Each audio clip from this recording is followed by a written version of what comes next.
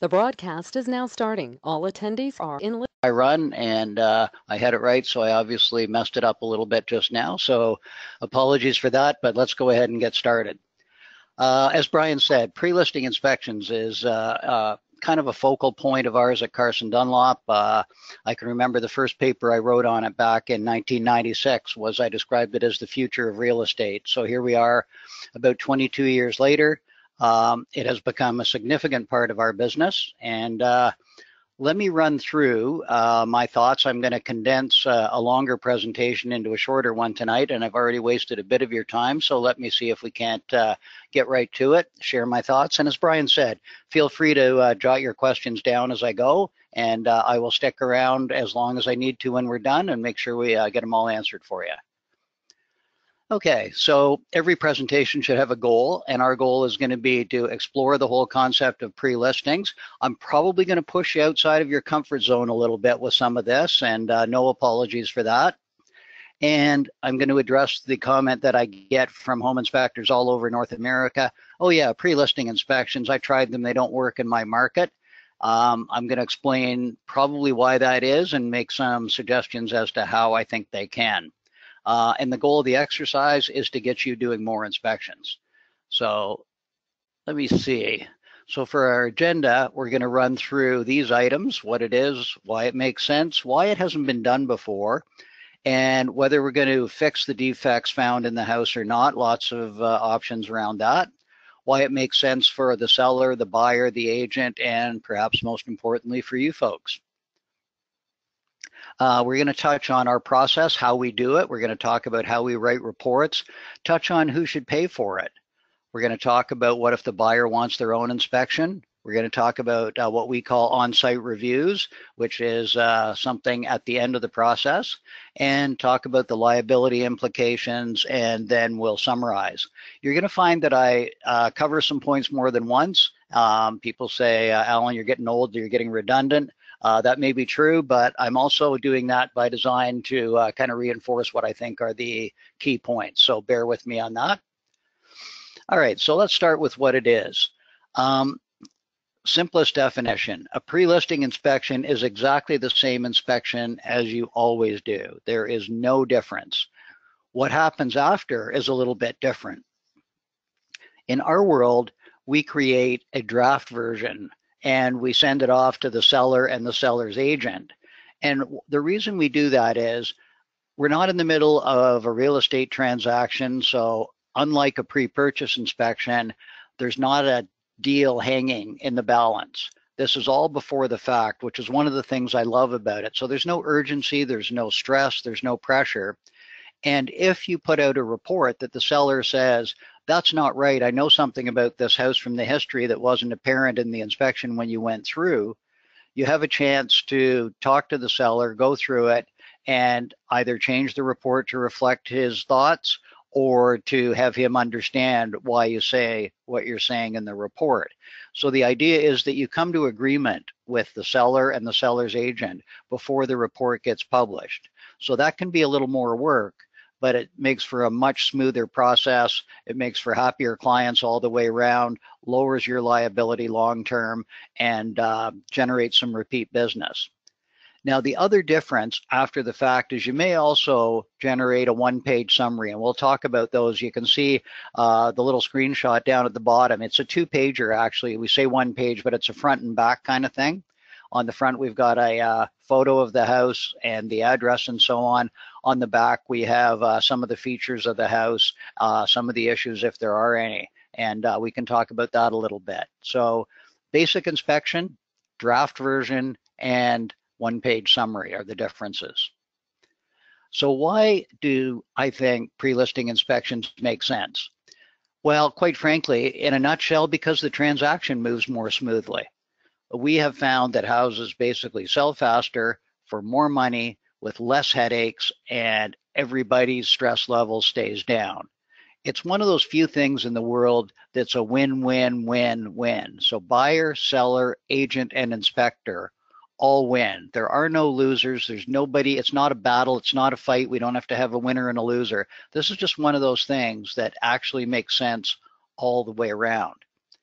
So I'm going to tell you that pre-purchase home inspections don't make sense. Buyer's inspections are silly. They're done at the wrong time. Think about a buyer and seller beating themselves to a pulp over the price, which they typically do, negotiate back and forth. The deal finally gets signed, 2 a.m. Saturday morning. Everybody's frustrated, exhausted, and the home inspection condition kicks in. So now we're going to discover what it is we actually bought as the buyer. And invariably, the buyer's not happy because the house isn't perfect. Man, I paid more than I should have thought of, or more than I should have, more than I thought I should. And now I find out the house isn't what I thought it was. So the buyer's frustrated. He wants to back out. The seller says, I already gave you all the money I possibly could, and now you're coming back for more. You're so greedy, Mr. Buyer. We've all been through it. Real estate agents dread that process. That's hard for everybody. Hard for the buyer, seller, agents, and when they come back to us, it's hard on us, saying you blew the deal, you caused a problem, you were alarmist, you didn't keep things in perspective, you overreacted, the report's nitpicky. Those comments all come back to all of us. So I think the buyer's inspection is well and truly out of order. It's negotiating first and then figuring out what you're buying. Slows the transaction down, can stop it altogether. It's always done in a short time frame, or at least almost always in our market. 3-day conditions are pretty typical, 2-day conditions. So it's not a lot of time for the home inspector to set their schedule. When things are busy, you're going to lose some work along the way. At least we do. We have to say no sometimes because everything happens so quickly. It's pretty stressful. Buying a home is stressful for the buyer. Selling a home is stressful for the seller. And nobody's at their best, especially in the middle of the negotiation. So I think it makes it tough on everybody. And that renegotiation process is, you've got two parties who are frustrated because they've already been through one negotiation. You've got two real estate agents who are thinking, is this ever going to end? I already sold the house once. Why do I have to sell it again? And the situation is not great. What I love about a seller's inspection is the inspection's done offline before we're in the limelight. The play hasn't started yet. This is all done in rehearsal mode. So you can get it right. If you need a second opinion, if there's disagreement, if you raise an issue and say, we need to do some digging on this because I can't be conclusive in my report, we can go ahead and get that done. And we'll often bring in a specialist if we need further evaluation on something so that the report can be fairly clean and fairly definitive about the issues. And again, the goal is to get everybody to agree on the report.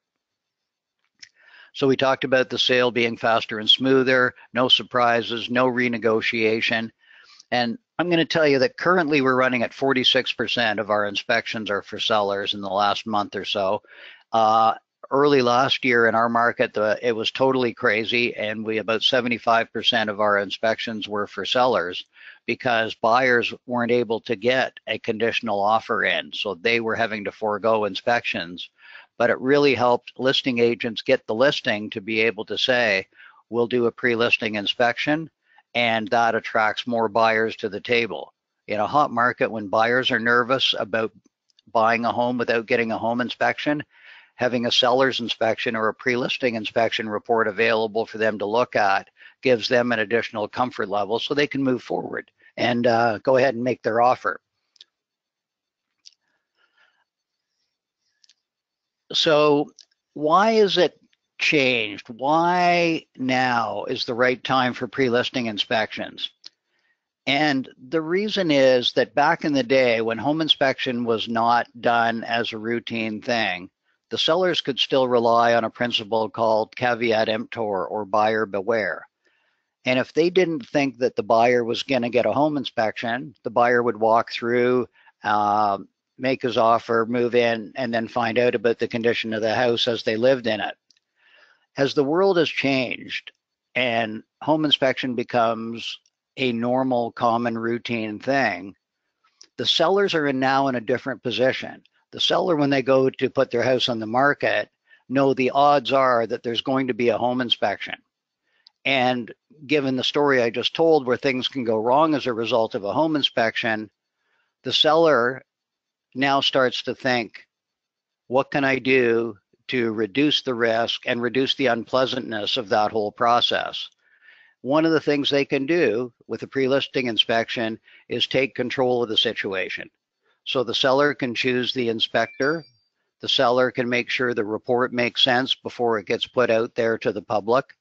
And there's a whole lot less risk of the house getting blacklisted because of a bad inspection report. We'll get into the issue as to whether the seller can fix anything or not before the house goes on the market. They absolutely can. There may be some reasons they don't want to, but we'll get into that a little bit. So it didn't used to make sense to talk pre-listing inspections, but if in your market most buyers are getting inspections anyway or want them but can't get them in a really hot market, pre-listing inspections make a lot of sense. So life is simpler when everybody has all the cards on the table at the beginning of the game. There's just no surprises, a whole lot fewer delays. The whole conditional offer thing gets taken off the table. And that's certainly a win for the buyer, seller, and both real estate agents. Stress levels go down, timeframes go down, levels of certainty go up. It's a positive experience. The 11th hour renegotiations, the going back to the table, pounding your fist on the desk because the home inspection report says this and the seller says, no, it's not that bad. Don't believe it. The alarmist, deal killing dragon called the home inspector.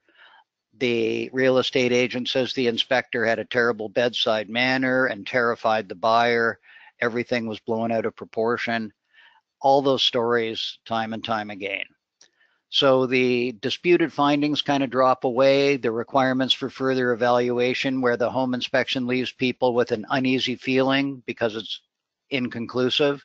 We can get past all of that, which is pretty cool. So in a nutshell, getting to yes faster, fewer buyers walking away. What's not to like? One of the other things is that it takes some of the wiggle room and some of the nonsense off the table about buyers getting cold feet and using the home inspection to back out of the deal. And in a lot of markets, the buyers are not required to share the inspection reports with the sellers or agents. And so some buyers manipulate, overplay the inspection report. You get painted as the bad guy because people are nervous about the house for reasons unrelated to the report. But if that's their only condition in their offer, they're going to use the report as leverage to get out of it. So that is avoided with the pre-listing inspection. The agent can use the concept as a tool to help market themselves, differentiate themselves from other agents, and to earn the listing or win the listing. And in a lot of markets, once you get a listing, you're pretty much guaranteed of a commission because the houses, for the most part, sell. Not a guarantee, but it sure improves the odds. And if you talk to any real estate agent, they would sure rather get the listing 10 times out of 10. So it helps them in a way that doesn't disadvantage anybody. It's absolutely fair.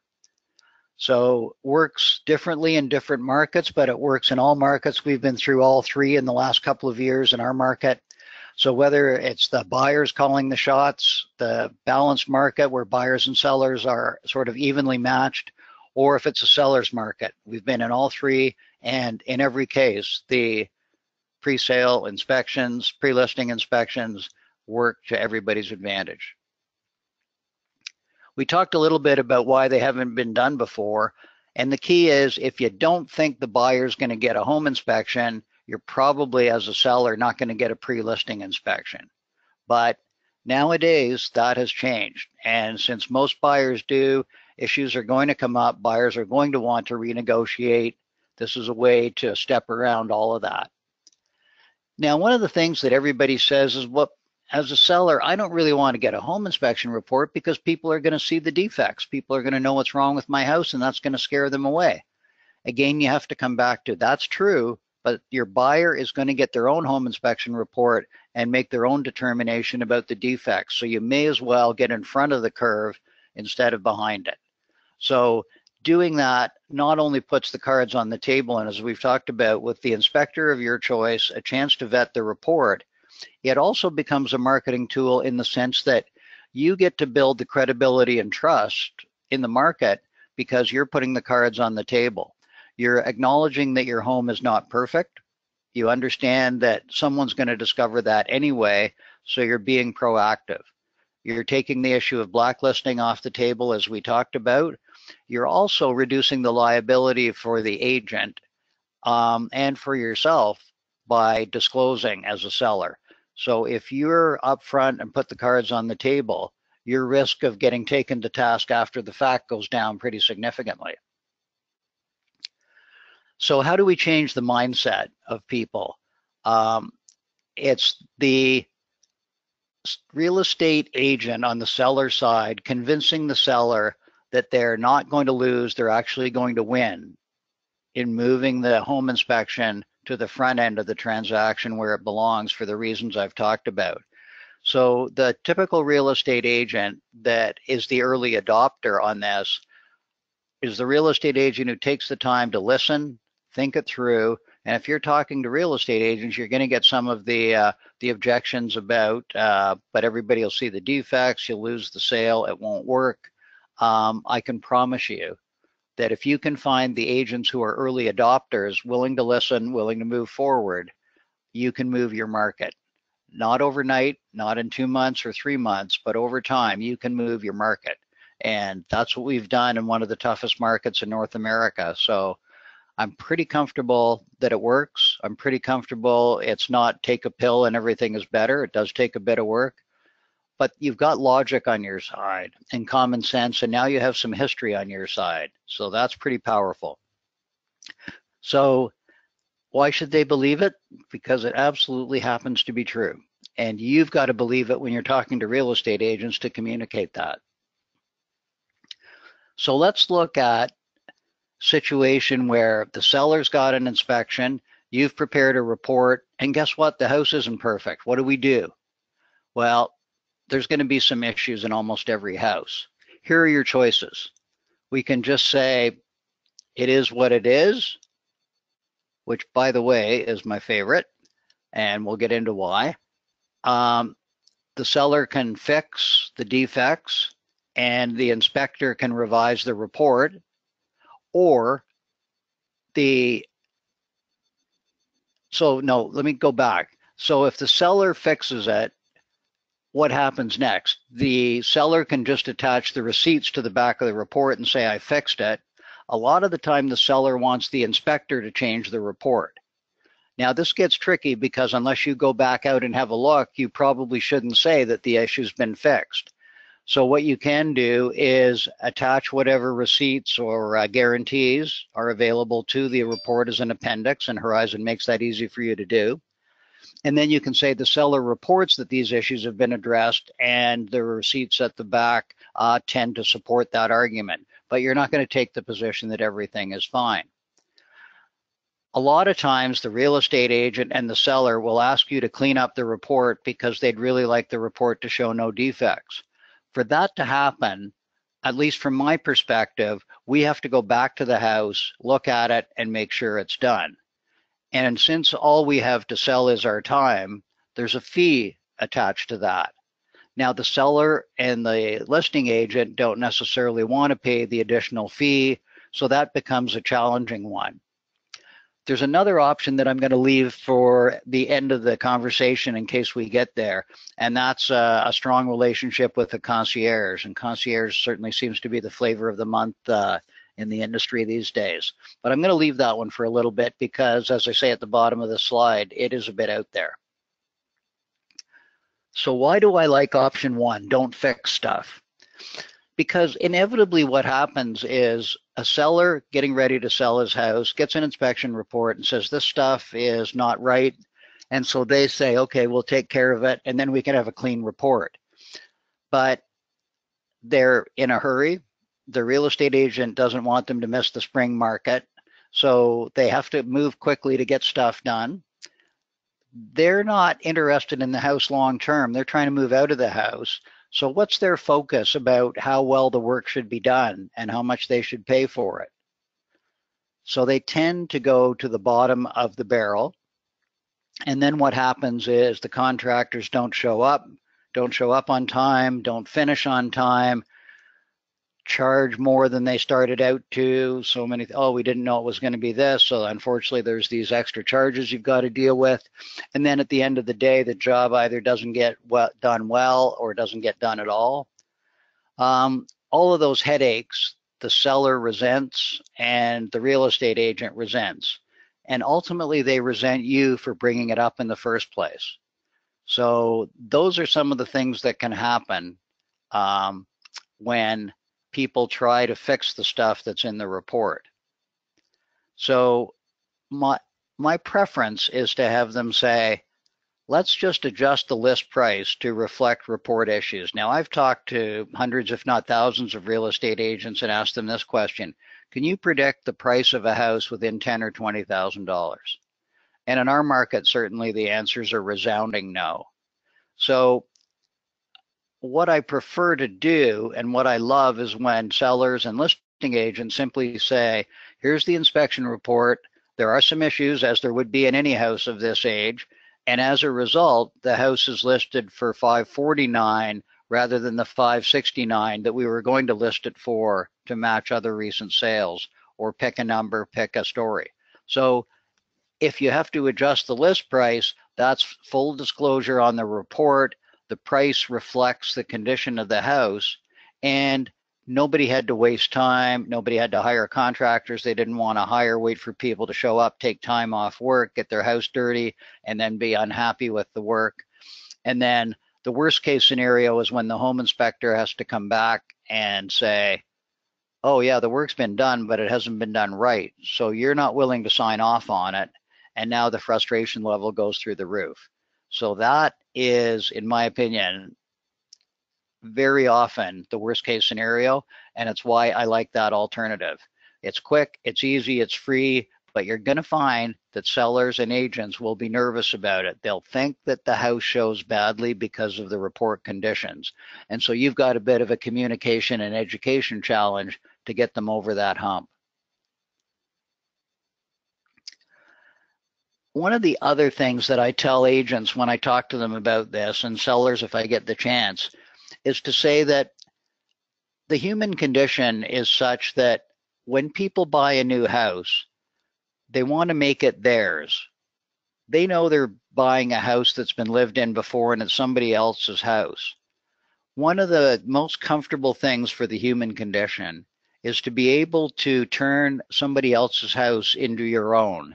And the best way to do that is to change something, fix something, add something. The word I've put here is nesting. So if the house needs a new roof, there's a strong argument for saying, don't put on builder grade black shingles. Let the buyer choose whether they want architectural shingles, want laminated, they might want wood shingles. Let them choose the color.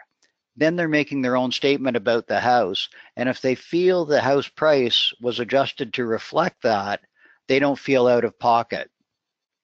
Same thing about a furnace. If I'm selling a house and the furnace needs to be changed out, I'm going to get the basic builder model, quickest, cheapest furnace I can.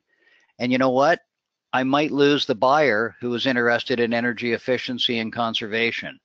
So if a buyer wants a multi-stage furnace with an ECM motor, let them make that call and leave the house as it is, adjust the price, and help them finance the furnace of their choice. It's a bit of a stretch for sellers and selling agents at first, but when you think about it, it's a pretty logical thing. Again, I'm getting you out of your comfort zone a little bit probably and asking you to change not only your thinking, but the thinking of those in the game. And I'm okay with that. So the second one we talked about, they might fix, and very often people will fix some stuff or the minor stuff, and they can do that. I'm a big fan of them just attaching the receipts to the report, leave the report as it is, and they can just write on that page of the report, corrected, see receipt at end. and that'll be good enough for most buyers, particularly on the small stuff. They will often ask you to do that. And again, we often do it for nothing, but it does take a bit of time. You have to have a quick look at the receipts. You have to scan them, attach them to your report, and then you have to amend your report. Not to say that it's fixed, but to say that the seller reports that that issue has been corrected and the receipts and warranty provided by the seller are attached to the report. So that doesn't always make the seller and the seller's agent completely happy. I think it should, but human condition is what it is. And what they really want you to do is clean up the report, remove the stuff. And again, we use a little bit of discretion here. If it's something real minor, we'll say, okay, send us a photo of the corrected issue. We may take that off the report. But if it's something of substance, I don't want to take on the liability. And so we're not going to change the report in a material kind of a way without going out and revisiting the property. So they don't necessarily want to do that, but at the same time, they, with a little bit of thought, understand the challenges in fixing the issues. So you get at a bit of a crossroads there, and you have to find a way to get the seller and the seller's agent to think it through and get comfortable with what their choice is. So this concept of removing the issues after doing a revisit, I so urge you to be careful with this one, because we find 2 times out of 3, it hasn't been done quite right. And then you're the bad guy, they're frustrated, they don't want to chase the contractor, they're frustrated and angry at the contractor anyway, and it's a project they didn't want to do in the first place. So that, to me, is a real tough nut to crack. So you'll get asked to do it. I might try and talk people out of it. If you choose to do it, I've told you what you might be up against. Okay. The concierge thing, I think I'm going to skip over for now because it's complicated and it requires you having a terrific relationship with somebody that you trust.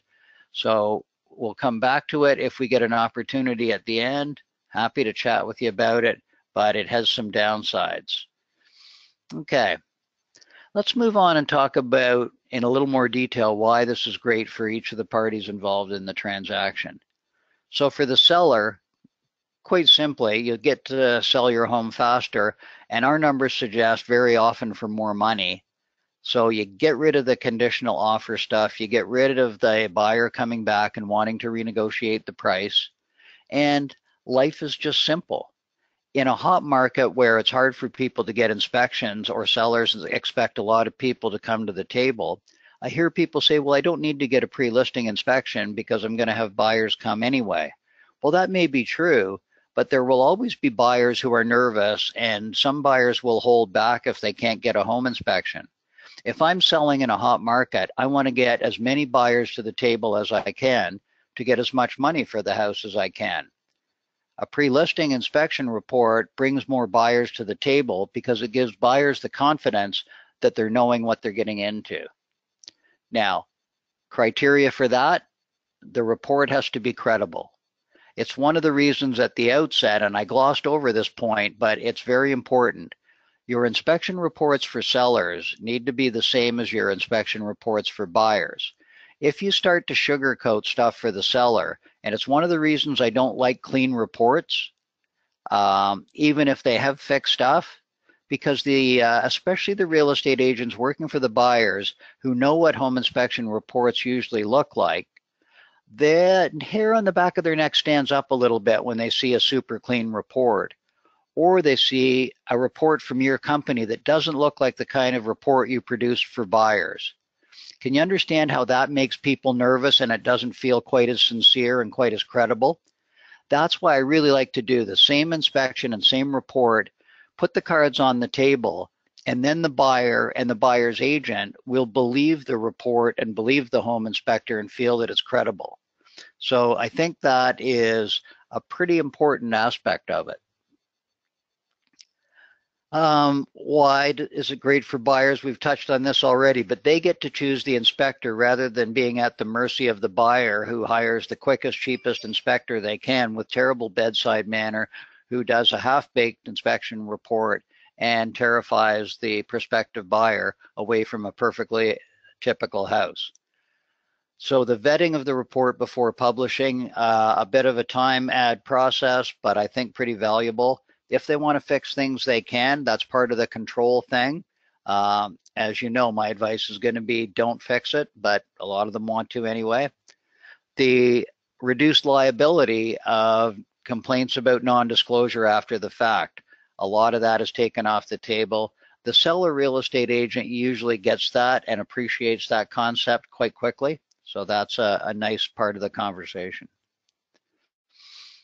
So the marketing aspect of being able to sell the house as being pre-inspected is a win for the buyer and the seller.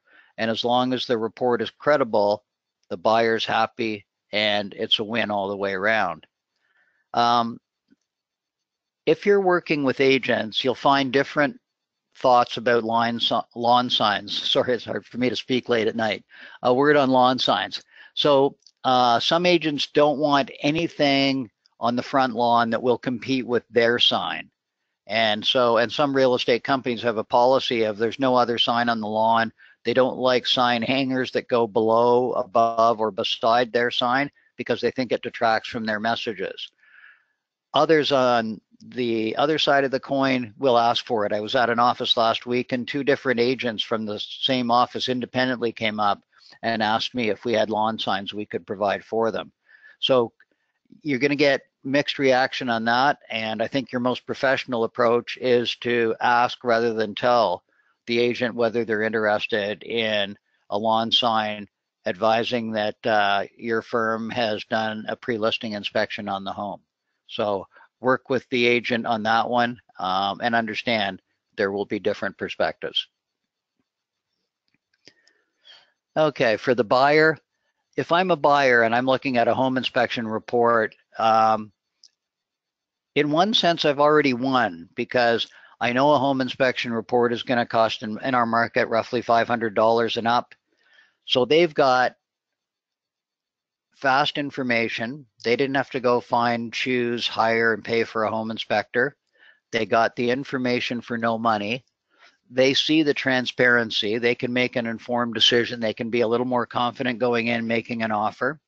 They get time to read and reflect on the report, and the report or the report summary or both are very often available at open houses and attached to listings and so on. So the buyer, kind of in the calm before you get into the negotiation process, can review all of that and understand the report and develop a sense of the house and how they want to move forward. You may make yourself available to answer questions from prospective buyers. We do that all the time. And so that helps the buyer understand that the home inspector is a real person, that they're knowledgeable when they ask questions, and they can get some clarity on the report. So that's a business decision for you to make, whether you're going to offer to do that or not. If a buyer has a question, can they speak with you? And generally speaking, we don't share our inspection results with anybody when we're working with the buyer. It's a little bit different with the seller because the seller is using your inspection report to help market the house and educate prospective buyers about the house. So in most cases, the seller is perfectly comfortable to have you speak to a prospective buyer. You may want to check that, make sure they're comfortable with it, but that's one of the things to discuss with the seller and seller's agent is whether you'll be able to answer questions for the prospective buyers. So you need to be willing to do it, and they need to be comfortable with that, and in most cases they are. The other advantage for a buyer is if they're out on a Saturday looking at open houses, they might have gone through 4 or 5 homes. Having an inspection summary report or a full inspection report on the house that they looked at makes that one stand out for them. It's easy to remember, especially if your inspection report has photos in it and so on. It becomes a higher comfort level home for that buyer. And sellers agents very often appreciate the fact and are keen to give out the inspection report or at least the one-page summary. And as I mentioned at the outset, of course, the buyer doesn't have to pay for the inspection, so he's pretty happy. Now for the real estate agent, Why does it work? We've talked about this concept of winning listings. When a real estate agent talks to a prospective seller, the seller is often talking to perhaps 3 agents who might get the listing. And people all tend to bring the same thing to the table. Well, we're going to have an open house. We're going to advertise your home. We're going to put a sign on the lawn. We might do staging if you want to pay for staging, that sort of thing. But it's all kind of very much the same. If pre-listing inspections are not a big thing in your market, it gives the early adopter agent a leveraging tool to win the listings by bringing something to the table that nobody else does. And presented properly, sellers understand it, appreciate the difference, and you can end up with the agent doing well. And again, the seller does well, but the buyer does well too. This is not a question of tricking somebody into buying a house. It's just the right thing to do. One other thing that I'm going to talk about from the seller's perspective is helping the seller set a realistic expectation for what their house is worth. And everybody selling their house wants to sell it for as much money as they possibly can. So they look for all the highest sales numbers they've seen on comparables. They really try to get as much as they can on that listing price right at the beginning. And that makes perfect sense. And when an agent is trying to get a listing, it's one of the ways to win the listing is to promise a fairly high listing price. But the reality is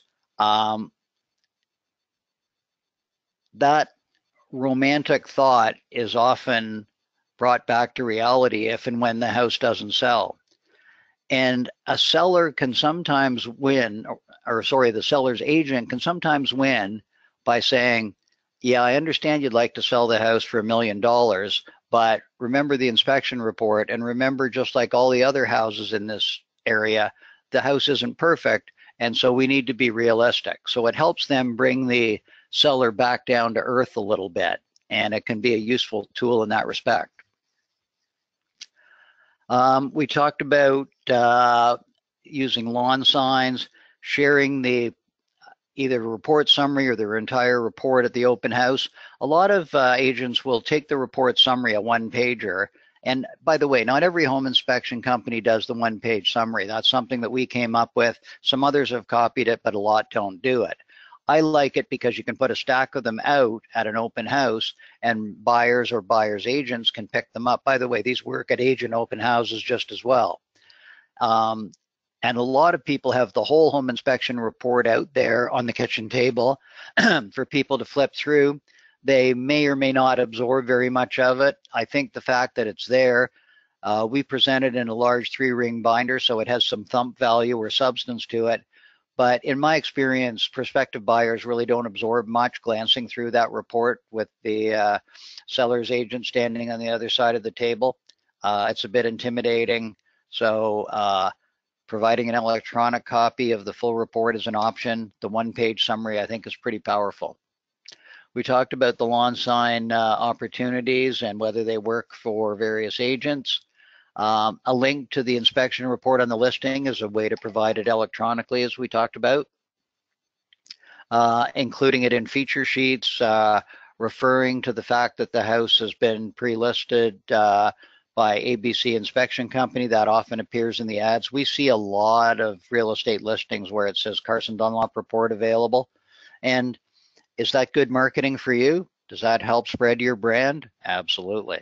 So that's one of the other benefits for the inspector that we haven't talked about yet.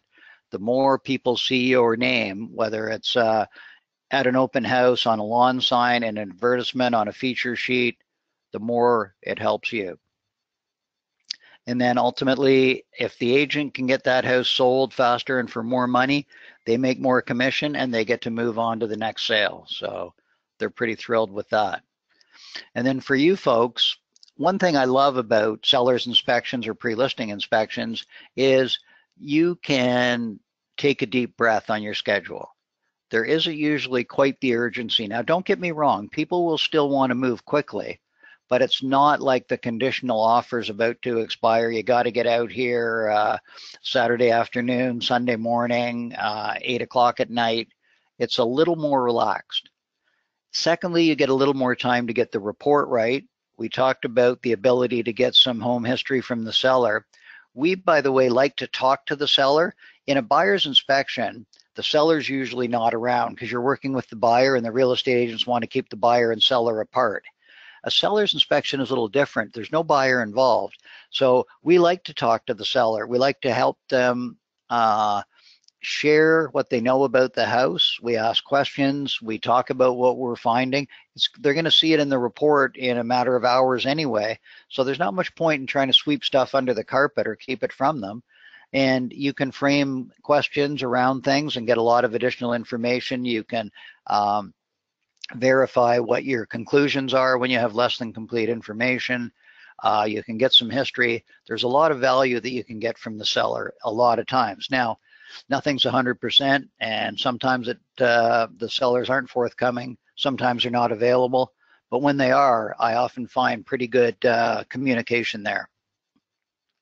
I touched on the fact that you may need to get a further evaluation on a furnace issue that you're not sure whether it's okay or not. It's definitely unusual. It's definitely not run-of-the-mill. Is it okay or does it need attention? You may need a specialist to give you a hand with that. And the beauty of the pre-listing inspection is we can go ahead and get that done. We talked about your name getting seen a little more by everybody, and that's a good thing. The other thing we haven't talked about is the opportunity for additional work. If that seller happens to be moving to another house, they probably need a home inspection. You've already worked with them. Who else would they hire except you? The other issue and the other opportunity is the eventual buyer of that home probably needs more than just to read the inspection report to fully understand it. We tell people that a home inspection has two critical elements, the inspection experience and the report. Without both, you don't have the full value of a home inspection. And so we offer the eventual buyer the opportunity to go through the home with our inspector, with the report in hand. We don't write another report. We give them the original report, or very often they've already gotten it from the seller. And so we'll go through. You can do this before closing during one of the visits that they're entitled to between the time the agreement is signed and they close, or you can do it after the house closes. The goal is to help people understand their home and take care of it so that they can stay warm, safe, and dry, get maximum benefit out of their home ownership by understanding how to change the furnace filter, where to shut off the water in an emergency, all that kind of stuff that you talk to people about during home inspections, sharing the results and the experience during an on-site review. We typically charge about half of our inspection fee, $260 for an on-site review, and it does one other thing that real estate agents really like, and that is it creates a contractual relationship between you and the buyer. So when you do a home inspection, most inspectors have an agreement in their contract that says this information is only for the person that we're working for. Third-party use is not intended or permitted. This makes it different. This allows you to create an inspection agreement with the buyer, and we use our same agreement, by the way, because we expect our feet to be held to the fire for this buyer, even though he wasn't our original client, the same as they would any other client. So we stand behind our reports in exactly the same fashion, even though we don't meet the buyer until the on-site review process.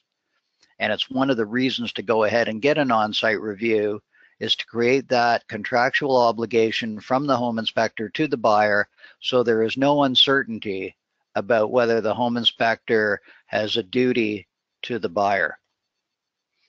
So I am not trying to play amateur lawyer, and I encourage you to get legal advice around everything you do, but that's my understanding, and that seems to work pretty well.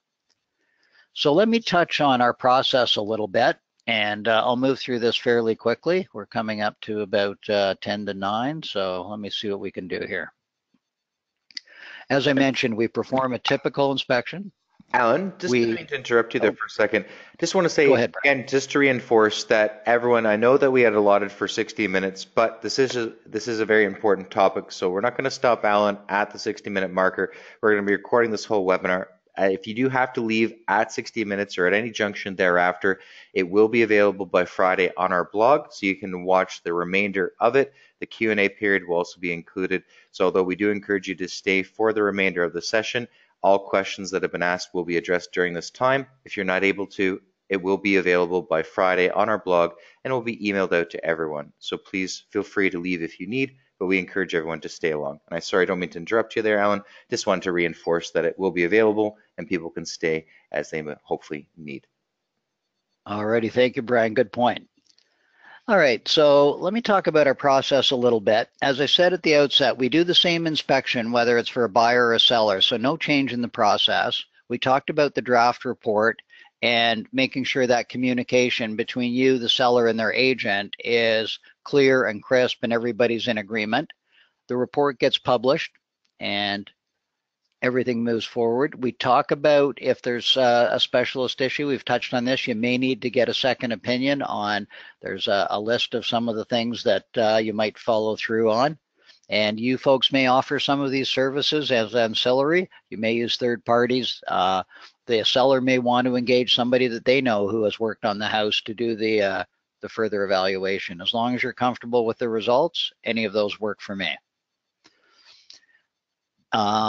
The beauty of this whole process is if there's any disagreement, you can just get it resolved amicably and offline. And so often it's just a misunderstanding, miscommunication. Sometimes the agents will ask you to change the wording in a report. We're often fairly receptive to that as long as it doesn't change the intent. We're not going to soft pedal stuff. We're not going to sugarcoat things. We're not going to sweep things under the table. I'm not prepared to take on that liability. But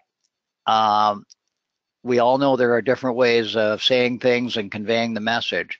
And I'm receptive to somebody saying, I'd rather you say it this way than that. And when I read it, if it doesn't mask the meaning of what message we're trying to give the buyer, we'll work with the seller and their agent on those things. So it takes a little time. It takes a little patience sometimes. Some agents will ask. Some agents never ask. Some just say, I'm going to leave the home inspection to the home inspector, and they don't. But you will find that some do. But the easy thing is, again, you're not in the middle of a negotiation. There's no heat of the moment. You can take your time, talk things through. And as I say, if you come to an impasse, you can get a third party to tip the scales one way or the other. It doesn't have to lead to any animosity or hostility. It can just move through smoothly. Okay, let's look at the report options. So we talked about you should produce your standard report, in my opinion. A one-page summary. I like the concept. We'll show you some other pictures of them. We do kind of three different things. We do an electronic one-pager that we'll give to the agent, and they may print it. We give them a PDF. They may attach it to a listing. They may print it out and put it in open houses. They may attach it to a feature sheet or incorporate it into one. They may, or you may, provide a link to an electronic copy of the full report, and that you may discuss with the agent how you want to handle that. A lot of times the agents don't want the full report automatically attached to the electronic one-pager, and I'm fine with that. We talked about the one-pager being printed, and we have a service whereby we do it electronically for them. If they want it printed, we have a bit of an additional charge. And I'll get to the money in a little bit, but let me just pause here. When we do the electronic one-pager, we do charge a little more for that. Right now, it's quite a bit little more. We charge $25 more. And then if they want printed versions, we'll do 50 printed versions and a printed version of the full inspection report. And we put it into a home reference book binder. So that is a big, substantial binder. We put the printed report in the front of that. And so we charge $50 for that package. So that includes 50 copies of the printed report, a full copy of the report printed out, 50 printed copies of the one-page summary, and then one copy of the full report printed out and put in the binder. And so that package is $50. If they just want an electronic version of the one-page summary, that's $25. Okay, there we go. I talk about it and then I put the slide up because I'm crazy, but there you go. So that is exactly what we just talked about. All right. And what's our most popular one, by the way? The most popular is probably the $25 option because they do like the one-page summary. And the $50 option, we have some agents who do it automatically for every inspection, but probably somewhat fewer than use the one-page summary option. So here's what they look like. There are lots of different ways to do this. This is how we do it. I'll show you a couple of examples. We don't use QR codes anymore. I think QR codes have fallen out of fashion a little bit. We have some white space down at the bottom. Some folks, if you're a real estate agent, some folks like to have their name and a photo in there. Some people want to superimpose their business card on there. So that becomes a business discussion for you. You can decide whether you want to make that available to agents, and then they can choose to do it or not. So that's the front, and that gives, this one is printed out, and it gives a link to the online version that sorry, let me rephrase that. This one is electronic, and it gives you a link to the entire report leading with the summary.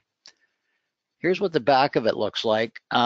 So it gives an about the home description. I don't know if you can see it clearly on your screen, but it typically has 3 sections. About the home, and this might be description. This was a pretty clean house, so we have a lot in the about the home. Items that require attention, we only had a couple. And then we have our message at the bottom for the buyer, and that's about the importance of not only looking at the report, but also getting the inspection experience through the on-site review. If this house had a lot more defects, we would make the about the home section a little smaller, and the items that require attention would be necessarily bigger. So when we create these, we actually do the items that require attention first, and then we put some descriptive items about the home in to balance the page. So what drives it is what's wrong with the house, because that's what you absolutely have to communicate. And then the other goal is to provide a nice looking page with good balance of white space and readability. Down the right side, we talk a little bit about what a home inspection report is, what the summary is and the purpose of it, and a little bit about our firm. So that is the makeup of the one-page summary. This is just a slightly different example. This one's got a title page photo, kind of in a conventional home inspection sense on the main picture, and then we've got a secondary picture. This is an inside shot of the house. It might be a remodeled kitchen. In this case, it's a attractive living room. Contact information and so on down here. And this one again has a full link to a full copy of the report PDF. The backside looks a little bit similar. You can see here that the items that require attention are much more substantial than in the previous one, so this house has some more issues. We tend to put the summary bottom line items on here, the bigger issues. You'll have your own philosophy. I find if I talk to 2 home inspectors about what they should put in their summary, I get 3 different opinions, so everybody's got their own thoughts on that. And as you can see, you can make the description commentary shorter to provide a different page balance. Or for the buyer in this case is in a shaded box, a little bit different. So you can see the layout is different. There are a million ways to do this. I'm showing you what we've done over the years, just to give you a couple of ideas to start with. Am I saying these are right, wrong, or indifferent? Absolutely not. I'm just saying this is the way we've done it. How do we do it? We have a boilerplate that works in Word. We drop it into a template using certain boilerplate options. The folks in the office help the inspectors do it. So the inspectors provide the content. The folks in the office make it look pretty and send it out. And again, if it's an electronic version, obviously it's sent electronically to the seller and agent. If it's paper-based, we actually courier it over. All right, let's talk for a minute about who's supposed to pay for the inspection. Well, it could be the seller. It could be the seller paying and the agent agreeing to reimburse them on closing. I'll talk about that one more in a minute. It could be the seller and the agent splitting the cost, maybe 50-50, or it could be the agent offering to pay for the inspection. And that one is really common in our market. Let me go back to number 2 for a second and just touch on why an agent might set it up this way. So the seller pays up front and the agent promises to reimburse the seller on closing. The reason that agents like to do that in some cases is that if the listing expires and the house hasn't sold, the seller has an incentive to relist and stay with that agent, because then they're going to get their inspection fee back when the house sells. So it's a way for the agent to stay connected to the seller if the listing expires and they have to go through a renewal process. It just increases their odds a little bit of the seller saying, hey, I want to stick with this agent because I want to get reimbursed for that home inspection I did on the front end. So we get that thinking come into play sometimes. And again, real estate agents are as different as home inspectors. They're all going to have their way of doing business. I'm not trying to tell you this is right, this is wrong. I'm just saying this is how different agents that we have interacted with work, and I just wanted to give you some insight into the options that some of them prefer. Okay, the next tricky question is, what if the buyer wants their own home inspection? My first reaction is great, for a couple of reasons. One is it makes our reports look better if somebody comes behind us and agrees with us. Secondly, the big picture issues almost always match. And this is something that home inspectors need to get over and start to communicate better. And that is because home inspection is a sampling exercise on all those small issues like operating one window per room, like testing a representative sample of electrical outlets, that kind of thing, you will invariably have some differences in your report than the next inspector who goes through the house, because your sample won't be the same as theirs. That's okay.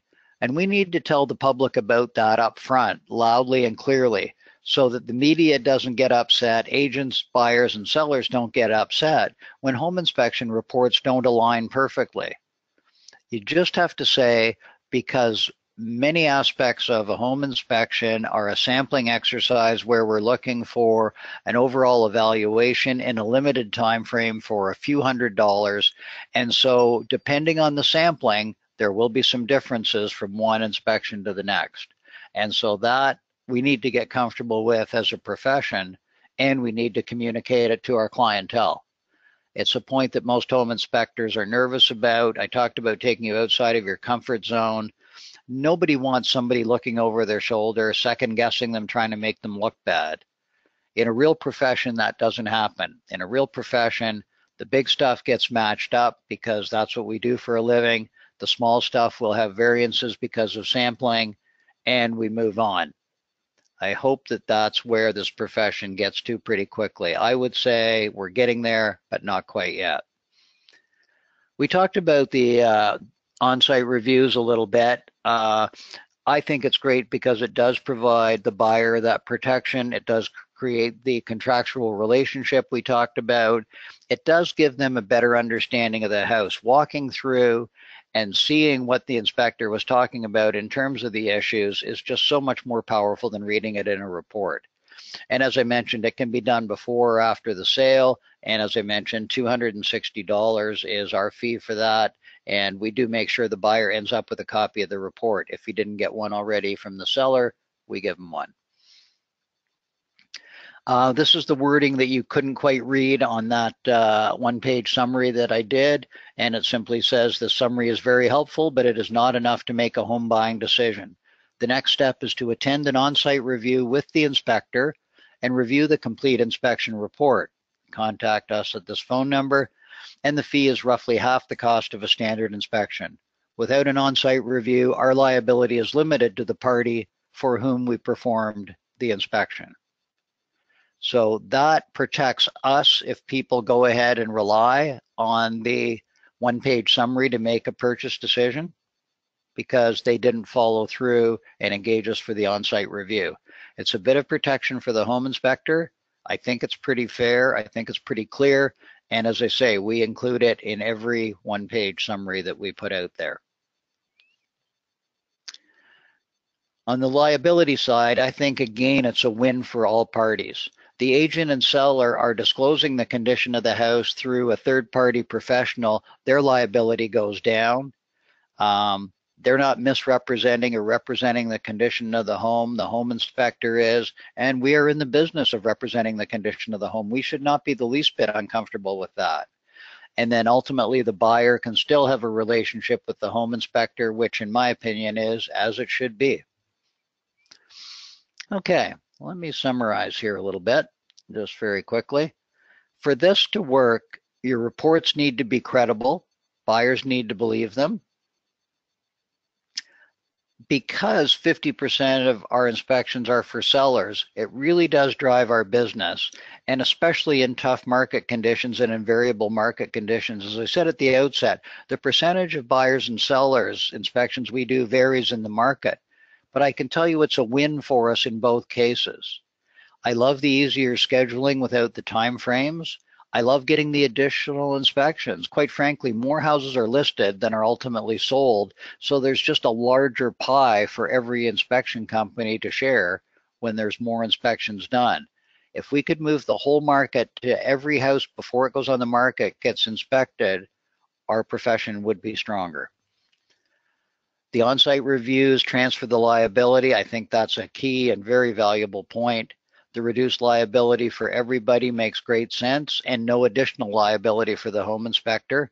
And then that opportunity to get additional work and helping the seller in their next home as a home inspector and getting not only the seller inspection but the on-site review creates that additional work available. The pre-listing inspections put the seller in control. They help put you in control. They help you do a better job. You're working in a less stressful, less time-constrained environment. The speeding up of the process is great for everybody. We've talked about the wins all the way around. And certainly in our market, we have moved our market significantly.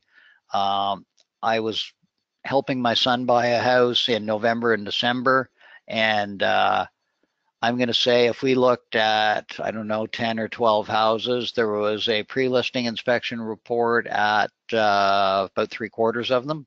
So our market here is certainly going this way. It's not 100% yet, but it's moving that way. So I think as you look out, I think we're going to get there. I've talked to some people. I did this presentation in January in Florida, and I've had a couple of people approach me with their concept as to how they manage pre-listing inspection. They've got some different twists and do some different and creative things. I am so thrilled that people are doing it. People are thinking about it. People are encouraging it to get accepted in their market. So I think if you look down the road, we are going to get there. I'm not quite sure how quickly, but I want you folks to at least have thought about it and said, yeah, this makes sense for me. And if not, be sure why you've decided not to do it. It's also, by the way, if you have any marketing inclination, it's a new and different message to bring to real estate agents. I'm not big on doing real estate presentations in offices where you just tell them what a great inspector you are. I don't think that drives your business, and I don't think agents eat it up. But if you bring to the agents something of value, something new, something different, I think it gets you in the door, builds your credibility, and quite frankly, helps move you and your business and ultimately the entire market and the profession where it needs to go. I think there's a great marketing angle to all of this. A couple of the challenges we talked about: everybody wants a clean report. We've talked about unrealistic expectations. My house is perfect. How dare there be anything wrong? You've got to fight through that. We've talked about the fixing issues. Everybody wants to do it, but we've talked about the problems with that. Leaving it as is and adjusting the price. People are nervous about it, but I really think with my experience, that's the simplest and the most effective way to go. Lots of folks will disagree with me on that, but I get to offer my opinion, and that's all it is. We talked about getting pressure sometimes to change that draft report. Again, we will not soften and sugarcoat stuff. We get pressure to remove photos sometimes because people think the photos look scary. And again, we use our judgment. We are ultimately responsible to whoever is going to buy the house. We've got the liability, so we cannot be too accommodating to the detriment of our own reputation. How did we get started and get agents to try it? We talked to a lot of people, lots of conversation, lots of presentations. It's those early adopters that you want to get. Every profession has its visionaries, its pioneers, the people who are willing to go out there, and that's the folks who will be the first to the table. If you're in a market where it isn't happening, if it's already happening, I think life gets a little easier. You might do a little one-pager based on this presentation with what you think are the top 10 reasons pre-listing inspections make sense. You might offer to do a free pre-listing inspection for an agent that you work with to help them see the value of the process. Lots of different marketing concepts that you might try. So here's a list of our top 10 reasons why we think pre-listings make sense. Sell home faster for more money. No need to sell the home twice on renegotiation. An alarmist inspector or bad bedside manner becomes not an issue at all. No controversial inspection results, so no 11th hour renegotiation. Everything gets resolved offline. Puts the seller and agent in control, allowing them to choose the inspector and review the report. The agent gets a tool to help win or earn a listing. There is flexibility in whether they choose to fix issues or adjust the price or a combination thereof. Brings more buyers to the table, reduces conditional offers, and reduces liability all the way around. Those are, I think, 10 pretty compelling reasons to at least give this some serious thought. That is a real good spot for me to stop rambling. And Brian, I don't know if you've got any questions there or whether you wanted to make a comment first. I think that you've certainly encapsulated everything that I would love to say, but we definitely have a lot of questions. So there's quite a bit of questions that are coming through that I'll be glad to go over with you. But first, thank you for the presentation, Alan. I really do appreciate learning from that insight. You've given us quite a bit to digest, and I'm sure that everyone in attendance will probably be reviewing parts of this webinar, and if not the entire thing. Now, I'm just actually going to be circling my way through because I wasn't sure when we would be finishing, so I'm just going to start from the top and begin our way through some of the questions there.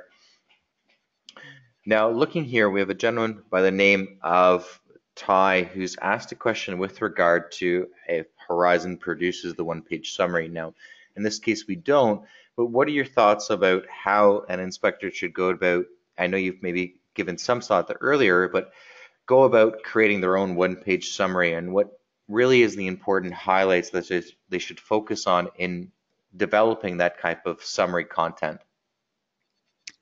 Yeah, it's a great question, and I'm going to say that Horizon doesn't do it for a very specific reason. A lot of people would take their summary of their inspection report and use that as the basis, but I think the presentation is a little different because you want to mix in a succinct number of points with respect to which defects do you want to include, the description I talked about being a floating issue a little bit.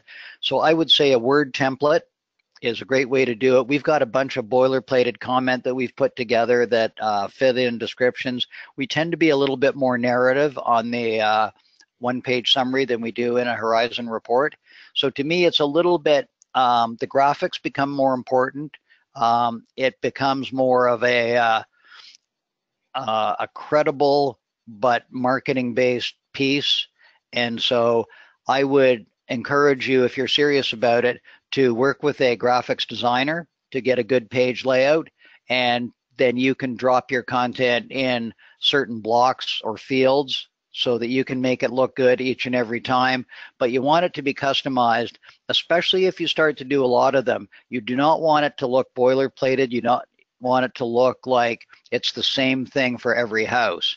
And so it's why I would encourage a little bit of customization, a little bit of house-specific commentary that we don't frankly bother with for the most part in a typical buyer's Horizon inspection report. So I'm going to tell you this is a little more, you get a little more latitude on creative writing here. And so that's why I think Word is a great environment to work in with the assistance of a graphics designer to create a great look to the finished product. So a bit of a long rambling answer, but no, Horizon does not have a template for that. Awesome. Thank you, Alan, for that answer. And now next question we have here, but gentleman by the name of Bob, is with regard to the thought, sort of in your area, let's say that the buyer wants an inspector on their side, but if the seller goes ahead and purchases the home inspection, right, you're sort of taking leverage and advantage of that, right? So the seller gets the inspection, well, the onus is on the inspector to provide a report that helps the seller as opposed to providing an honest, clear-cut inspection of the property and what you may find.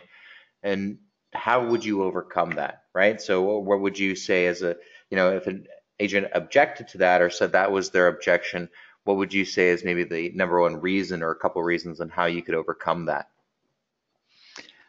So I'm not sure I understood the question, but I think the concern is that the prospective buyers would not believe the report because the inspector was working with the seller to help them sell the house. You're more succinct than I. You got it. Absolutely correct. Okay, well, as I said a couple of times, the report has to be credible, so it has to be balanced. It's why I encourage sellers, agents, and home inspectors not to put out a clean report, because that does raise people's eyebrows. If you put out a report that documents deficiencies and you tell people if they are less than comfortable with it, we encourage you to get your own home inspection. I have a colleague in our city who puts that right in their one-page summary. And for their pre-listing reports, they say, we absolutely encourage you to get your own home inspection. And so that is a credibility builder, in my opinion. And I think that reinforces the confidence you have in your product. And a lot of people will take comfort from that, but not go ahead and get their own inspection and spend the money, saying, well, he's inviting me to do it. He must be comfortable with his findings. That's one way to overcome it. Invite the prospective buyer to get their own home inspection. Thank you for that insight there, Alan. And another question by David is with regard to the inspection itself. Buyers need to know that the report does not belong to them in a court of law. And how do you really stress that? Obviously you're selling the seller's inspection and you have, in our case, or Carson Dunlop, the on-site review, but is it so much that you discuss it when you're booking the inspection with the individuals, or is it just, say, by the contract itself, or how does that information get passed along through the, if you will, the chain of command? Yeah, it's a great question. And because you don't typically get to speak to that prospective buyer, it's why we think the one-page summary is so powerful. Agents and sellers want to give that one-page summary to buyers, and it's that document that contains the liability limitation clause that says in the for the buyer section, if you don't engage us to go through the house with you, we don't have any contractual relationship with you, and we are specifically saying we owe you no liability. So that is the best way to communicate it that we have found. If a buyer calls and asks questions about the report, you have an opportunity to have a conversation to encourage them to get the on-site review and explain that that's what creates the contractual relationship, so that you, in fact, are tied to them in a legal sense. Excellent there. And actually, David has a follow-up question in relation to that. With regard to challenges from sellers to provide, say, costs for upgrades or defects, instead of having a qualified, quote-unquote, third party provide those estimates, right? So, say, roof repairs or such.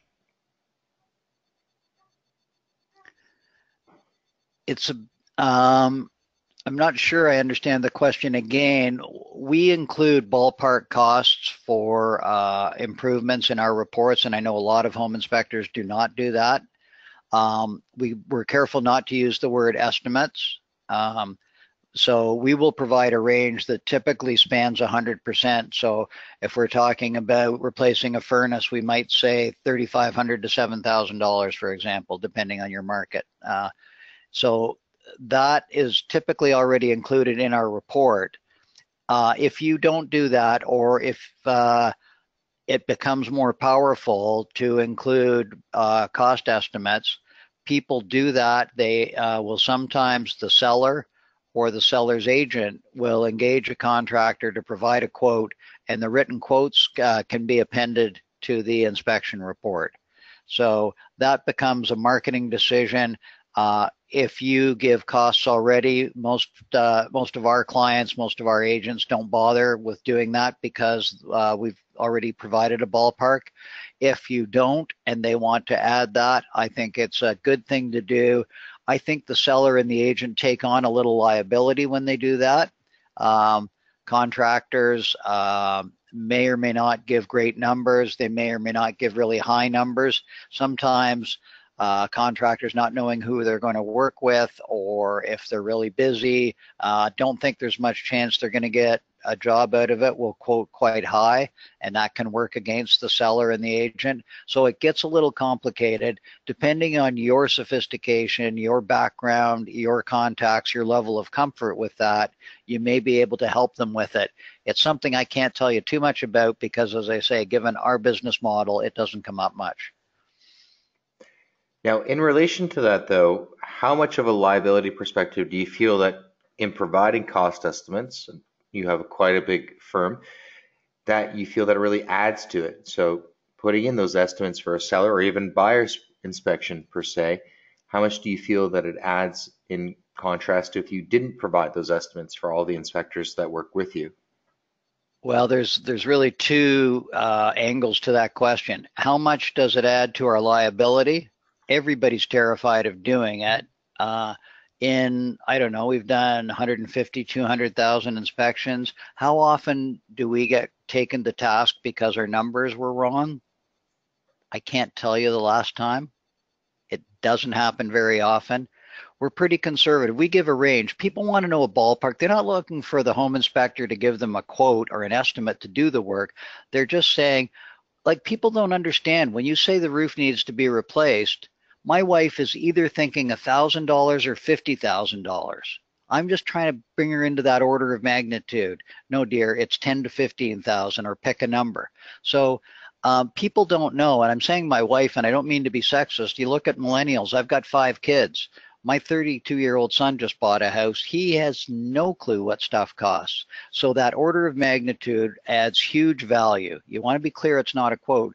So I think it is not a big liability issue because we've never been taken to task for it, at least if we have, not that I can remember, and not in any big way. And secondly, it's a differentiator for us. If you're talking to people about how your home inspection might be better than the other, you can speak to prospective clients, you can speak to real estate agents and say, well, would it be helpful if we told you not only what was wrong with the house, but gave you an idea of what it would cost to fix? Most people are going to say yes to that. It does provide real value. I'm a big proponent of it, but I know most home inspectors in North America would disagree, and I respect that. But this is how we run our business. Thank you very much for that insight, Alan. And moving along to another question here by the gentleman by the name of Bob. With regard to pre-listing inspections and having yourself go out and look at a property, and then say the buyer's inspector coming out and looking at the property, you're obviously going to at times find differences. And you mentioned this as a sampling earlier, right? You're going to have a sampling of different services and tools that you're going to encounter perhaps different deficiencies within. But how do you sort of prevent the liability on the inspector's end? Is it just a simple clause within the report itself that everything is a sampling of? Or when you have those dynamic differences, how do you really overcome that? Well, I guess there's 2 ways to answer the question. If the differences are on something of substance, like if it's the condition of the roof or the furnace, and there's an obvious and significant problem that one inspector picked up and the other one didn't, I would say, were there any conditions that prevented the first inspector or the one who didn't pick it up from doing so? And if so, that all makes sense. Then I couldn't do it because there was snow on the roof. If there was no obvious difference, you might say, thank goodness that second inspector caught it. No harm, no foul. Everybody is done and made whole. In some cases, a seller may take an inspector to task on that and ask them to help with improvements, although, to be honest with you, we've never had that happen. I don't worry about it all that much.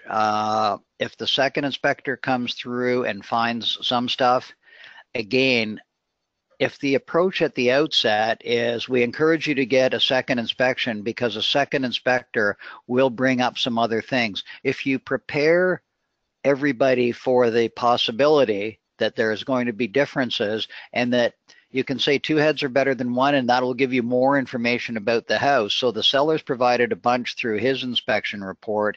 If you want to have your own inspector come through, they will layer additional information in and help you make an even better decision. And I think that's the way to communicate it, not in a defensive strategy, and so that the home inspector isn't curled up in a ball hoping the other guy doesn't find something he missed. Because they will find things that are different. We just have to educate people and say that's fine and that's good, and that really does help that buyer make an informed decision. So if that buyer is making a conditional offer, he wants his own inspection, nobody's out of pocket in a transaction. Nobody's lost or nobody's suffered any damages in a legal sense because a transaction hasn't happened. If the buyer ultimately pulls out because his home inspector found something different, there's still no transaction that somebody has committed to and lost money on. The seller may have to find another buyer. The buyer may simply get cold feet and use the inspection report to pull out. I'm not too fussed about it, to be honest with you. Perfect there.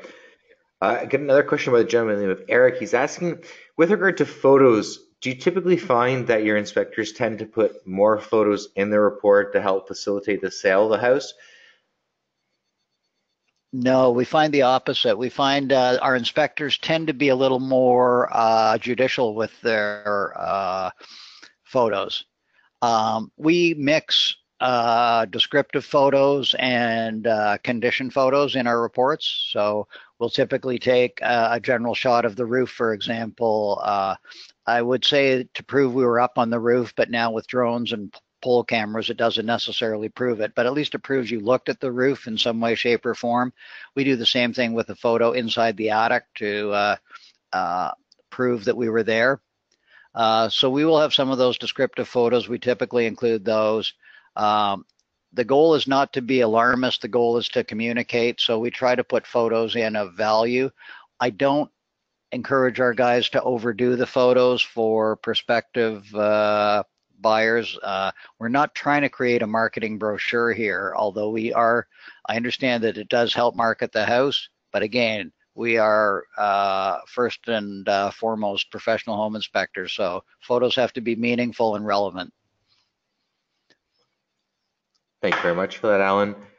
Gentleman asked a question with regard to people releasing the reports. At the end of the day, you provide the report to your client. They're looking to sell their house. Now, even though in our contract it may say that this is for you and you only, we all know that they're going to send it along to a number of different parties.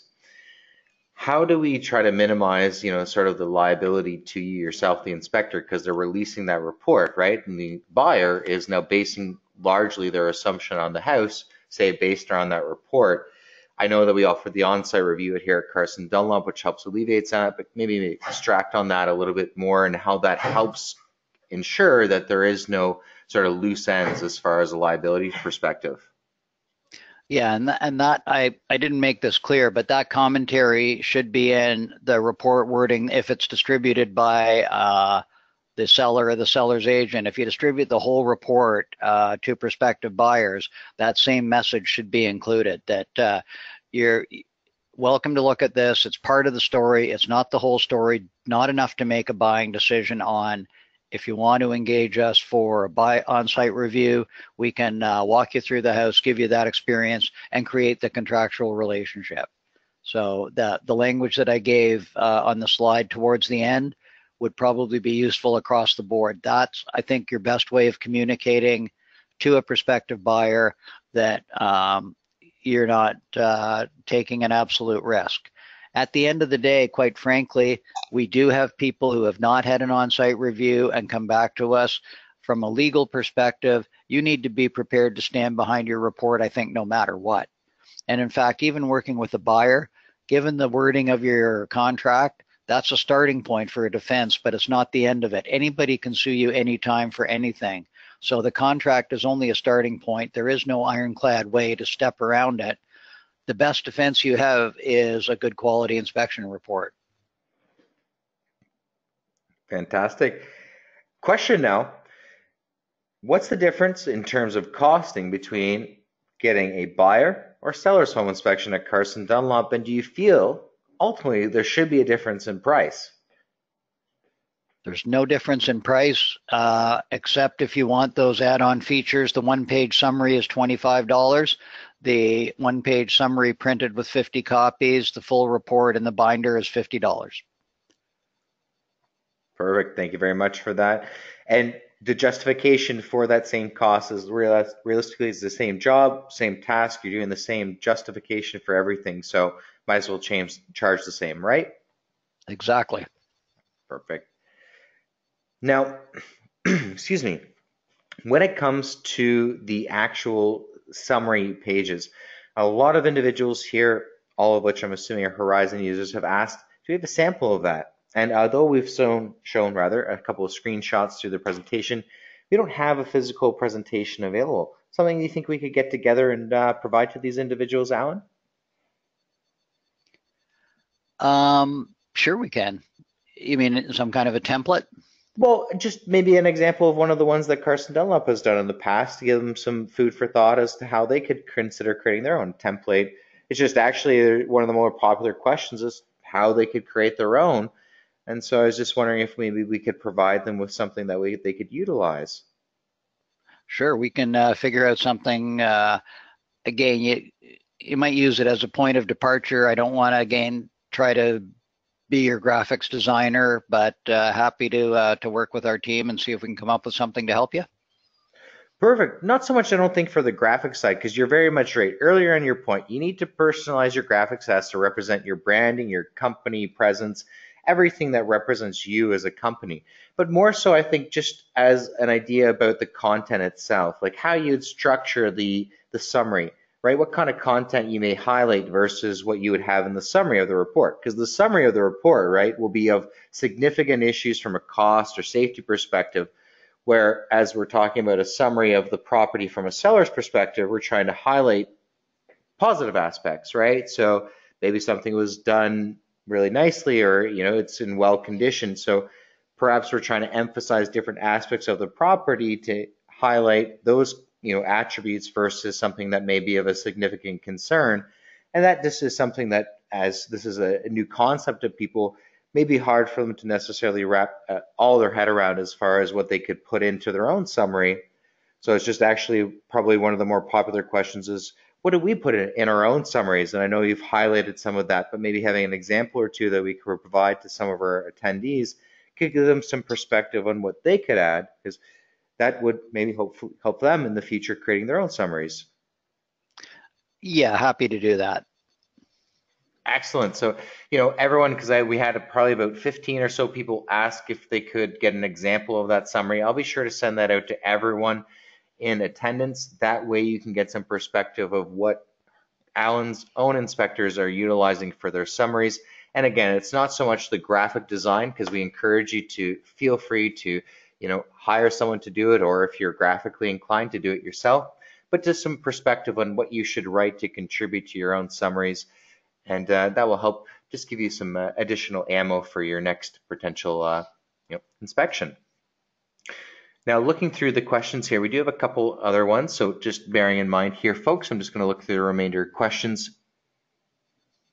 Now, one of the questions came through, and one of the more common concepts, if you will, about pre-listing inspections is a home inspector gets the inspection done, and they have, a portal, if you will, and they charge for people to get access to the inspection. So, you do the inspection, come here, you pay $10, and you get access to the report.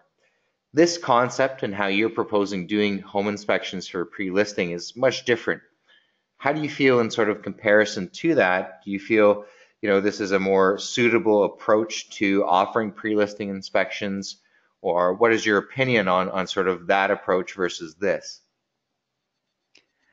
Yeah, that's a fascinating model. My opinion is evolving on that one a little bit still. a lot of the ways that I approach our business is not the same as a lot of home inspectors would. I am still trying to get my head around the comfort level I have with people paying, and I've heard lots of different numbers in terms of what people might pay for reports. I am still struggling with it as a concept. As you can tell from my discussion tonight, that's not the way we do it. I don't have a huge ethical issue with it one way or the other. Business success, I don't know enough about some of the other models to know how well they work, and people, I think some people have gone well down this road, and I think they have done so with some success. So I don't have a strong pro or con feel about it. It's a little bit outside of my my experience, so I'm a bit cautious on how I feel about it because I don't really know enough to have a strong opinion. Hey, excellent. Thank you very much for that insight, Alan, there. And in relation to pre-listing inspections, how do you feel that the action list ties in with that? I know it's one of the newer features in Horizon. It's somewhat more popular in the US than opposed to Canada, but obviously it's still one of those things that it's in its infancy. Do you feel that that is a nice contributing factor or another little feather into your cap that you could mention? Any opinion on that in relation to pre-listing inspections? Yeah, I can see how that can be used. Absolutely. We don't do it in our market, and in my conversation with agents in our market, that's not a popular thing. The action list is really a tool that helps with that renegotiation process. It saves the agent some time in drafting the requirements or requests for changes to the offer, what things they want the seller to address. In a perfect world, a pre-listing inspection report eliminates that because, as we talked about, there are no conditional offers and there are no renegotiations. The word no in those sentences is probably a bit unfair, and maybe less conditional offers and fewer renegotiations. So I can see the action list still perhaps being of use in some cases. But again, I'm going to have to qualify my answer by saying we don't use it in our market, so I probably don't have all the wisdom in the world on the topic. Perfect. Well, thank you for the reply on that. Really appreciate that. So we've got through a lot of the questions here. Looking as we're going through, we seem to be coming close to the end of that. If anyone still has any lingering questions about what we've covered today about pre-listing inspections or just home inspection in general, please feel free to type them into the question panel, and I'll be sure to address them with Alan. I'm going to give another couple minutes before we cap off tonight's session. I know that we're coming near the 2-hour mark, and I do appreciate everyone that has remained with us for this duration. I do apologize that we did underestimate the time that we would spend on tonight's topic. However, again, I hope that everyone has appreciated the time and insights that we've been able to share tonight. Now, this is not so much for you, Alan, and I just will address it, so I want to make sure that every question does get answered. With regard to the technical aspects of Horizon, excuse me, you're not able to inherently send a draft per se version, as you do have to generate the report itself in order for it to be available for the clients. However, you can generate multiple versions of a report without any impact on your account. So although you may not necessarily want to ultimately give the client one version of the report, you can go ahead and generate more than one. And I'm just going to swap over to my screen here for a second, and in doing so you'll be able to see with all intents and purposes. Second here.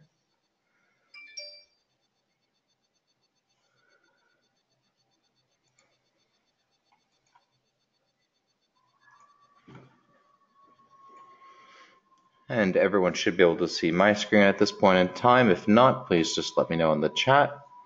So from here, with regard to generating multiple versions of the report, all I'd like to stress is that you're not limited by generating one or say even two versions. So in this case, what I would propose that you do is when you feel that you have the report ready to release to the client or agent. You come to the report publishing screen, as you can see on mine. You make sure that your settings are as you'd like. In this case, you can see that I don't include the invoice or contract, but that's fine. Now, step 2, and I often find a lot of people skip over this. And if you are generating multiple versions of a report, be it because you include a different setting or you've updated a section of the report, makes life a lot easier for you to understand what you've changed. Simply put in a label. So in this case, excuse me, my apologies. If I was generating a standard report, all I'd have to do is put in, say, standard report to understand what I'm generating. Now, maybe this is the preview as we were talking about. So I could put preview. Go ahead and click generate. Ask me if I'm ready to generate the report by completing all the required items, which I hope everyone has done. So we'll go ahead and click OK. Now, in this case, once it generates, we'll have version 1, which you can see is my standard report preview. So ultimately, in the case where you're wanting to send something out to the client, get their approval before you ultimately release, quote unquote, the finished version, what I would do is generate this, label it accordingly, and then send it out to the client or agent. If after their approval everything was satisfactory, you could then easily go back, generate a new version if you wanted to reinforce that everything was completed at that time, or simply know that if you don't generate a new version, that the preview was satisfactory. Either way, you're now complete. Now, if something wasn't satisfactory in the preview, you go make the change to the report, you update it, and you say revised heating. So you know what change happened between the initial preview and the second preview. Generate version 2, send it out to the client, and hopefully after their approval, we can now know that the report is finished and sent off. So this is how you could address this in a very easy, shortened fashion. And that sort of ties back in with generating multiple versions of the report in anticipation of previewing. So there's not an inherent preview that you could just send out, but ideally you generate the preview version, send it out to the client using the 2 format. If the client approves it, perfect. If they have a change or their client or agent rather requires a change, you make that change, generate a new version, and send it out. The log of activity down below records when you generated the versions and or sent it out. So it will require you to generate multiple versions potentially of the report. But again, as Alan mentioned, because you're not under a major time constraint or not as much as perhaps a buyer inspection, you can generate a report, have the agent and the client review it, assess what is important to them, and if necessary, reevaluate and perhaps have repairs done or upgrades to address items that you might have listed in the report, giving you the opportunity to come back, amend the report in either fashion they outlined earlier, and generate a new version, be it including updates to the report or simply amendments like the appendix where you include invoicing. So there was a few questions with regard to that. You can't generate just a plain draft and send it out, but you can generate a version which no one else has access to, send it out to who you want, and that achieves the same effect.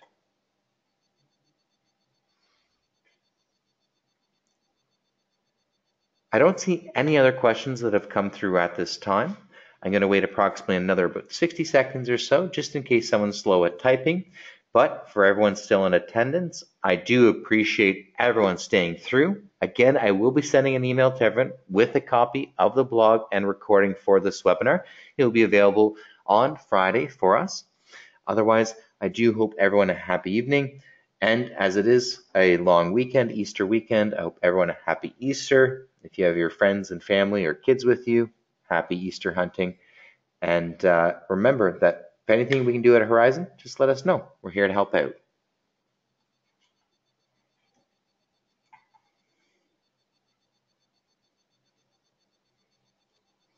Sounds like things are winding up, Brian. I'm going to say thank you for hosting tonight and handling all the question communication. Much appreciated. And thanks to everybody for your patience with me getting started. And I hope I got you thinking a little bit. Well, Alan, you know what? It's been an absolute pleasure to have you this evening. I really do appreciate that. I'm sure everyone in attendance has appreciated your insights into this. It is a brave new world, if you forgive my quote unquote expression on that. A lot of people are fascinated by it. They're it's a very tantalizing industry in that you can get into it, you can earn a lot of money from the seller's perspective, but how do you broach that topic? And I think you've helped a lot of people understand how they could potentially address it, give themselves some understanding and perspective. And I'm sure we're going to be producing more webinars in the future that help tackle that. So again, thank you very much for your contribution tonight, and everyone that is still remaining. I do appreciate your attendance, and we will talk soon, I'm sure. Thank you very much from Horizon, and everyone have a happy and safe Easter coming up. Good night, folks.